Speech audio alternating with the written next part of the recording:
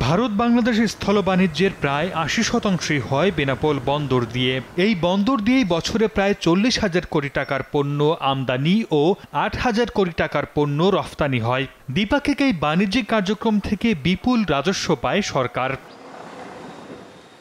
গেল ২০২৪-২৫ অর্থবছরে বেনাপোল কাস্টমস থেকে ৬,৭০৫ কোটি টাকা রাজস্ব আদায়ের লক্ষ্যমাত্রা নির্ধারণ করে দেয় এনবিআর। অথচ বছর শেষে আদায় হয়েছে ৭,০২১ কোটি ৫১ লাখ টাকা, যা লক্ষ্যমাত্রার চেয়ে ৩১৭ কোটি টাকা বেশি।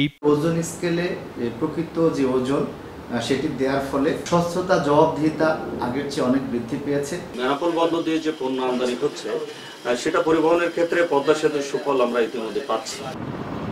বন্দর কর্তৃপক্ষের তথ্য, গেল অর্থবছরে বেনাপোল বন্দর দিয়ে ভারত থেকে আমদানি হয়েছে ১৪,৯৮,০০২ মেট্রিক টন পণ্য। কাস্টমস থেকে দ্রুত পণ্য খালাসে এখনও যেমন রয়ে গেছে নানান জটিলতা, তেমনই প্রায়ই শুল্ক ফাঁকি দেওয়ার ঘটনা ঘটছে বলেও অভিযোগ ব্যবসায়ীদের। স্বচ্ছতা যদি আরো স্বচ্ছ হয় তাহলে আরো রাজস্ব আয় বাড়বে। পণ্য যদি আরো দ্রুত ছাড় করানো যায় এবং এক্সামিনের ব্যবস্থা যদি দ্রুত করা যায় তাহলে আমদানি আরো বাড়বে। ২০২৩-২৪ অর্থবছরে ৫,৯৪৮ কোটি টাকা লক্ষ্যমাত্রার বিপরীতে ৬,১৬৭ কোটি ৩৮ লাখ টাকার রাজস্ব আদায় করেছিল বেনাপোল কাস্টমস হাউস।